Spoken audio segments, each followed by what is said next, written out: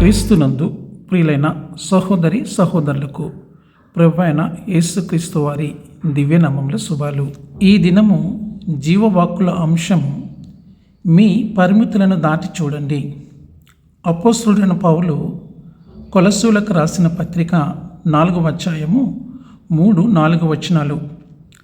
మరియు నేను బంధకములలో ఉంచబడుటకు కారణమైన క్రీస్తు మర్మమును గూర్చి నేను బోధింపవలసిన విధముగానే ఆ మర్మమును వెల్లడిపరచునట్లు వాక్యము చెప్పుటకు అనుకూలమైన సమయము దేవుడు దయచేయవలనని మా కొరకు ప్రార్థించుడి. అపోస్తలుడు అయిన పౌలు ఈ పత్రికను రాసినప్పుడు అతను జైలులో బంధించబడ్డాడు. సువార్త ప్రకటించినందుకు అరెస్ట్ అయ్యాడు. అతని పరిసరాల్లోని ప్రతిదీ పరిమితంగా ఉన్నాయి. కానీ పౌలు తన పరిసరాలను పట్టించుకోలేదు, వాటి దుక్కు చూడలేదు. అపరిమితమైన దేవునిపై తన దృష్టిని ఉంచాడు.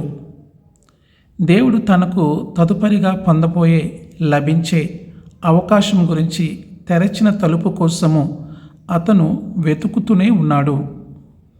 ఈరోజు మనకు ఏదో ఒక బంధకములో ఉన్నట్టు మనకు అనిపించవచ్చు. గుర్తుంచుకోండి, ప్రజలను బంధించి ఉంచిన బంధకాలలో నుండి విడిపించే పనిలో ఉన్న దేవునికి మనం సేవ చేస్తూనే ఉంటాము. మరియు అతను తన శక్తిని మనకు ఇచ్చాడు, ప్రసాదించాడు. మన చుట్టూ తలుపులు మూసుకుపోయినట్లు కనిపించినప్పుడు, మన పరిసరాలు పరిమితంగా కనిపించినప్పుడు, మనము సంఖ్యలలో ఉన్నట్లు మనకు అనిపించినప్పుడు గుర్తుంచుకోండి, దేవుడు ఇంకా పనిలో ఉన్నాడు. అతను మన జీవితంలోని అన్ని రోజులు మనతో నడుస్తానని వాగ్దానం చేశాడు. మనము ఆశ కలిగి ఉండాలి, ఎదురు చూస్తూ ఉండాలి, నమ్మకంగా ఉండాలి. పౌలు వలె ఆ అవకాశాలు మీకు తెరవబడాలని ప్రార్థించండి. ప్రార్థనలో నాతో పాటు ఏకీభవించండి.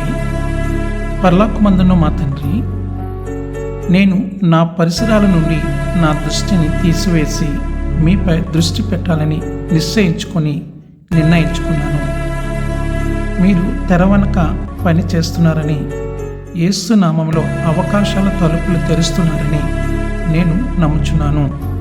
ఆమేన్.